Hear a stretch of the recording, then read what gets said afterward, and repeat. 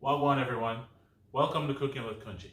Today we're going to be making a quick and easy breakfast or snack from some ingredients right inside of your pantry. Today we're making ripe banana fritters made from overripe bananas, flour, sugar, nutmeg, cinnamon, and vanilla. Stay tuned and make we run up.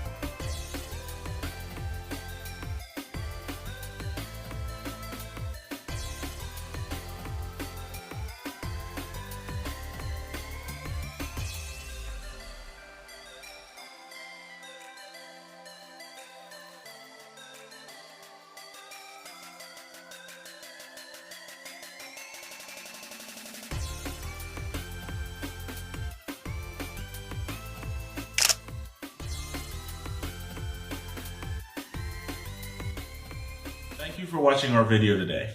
Steps and ingredients are in the description below. Like and comment. I'd love to hear your feedback.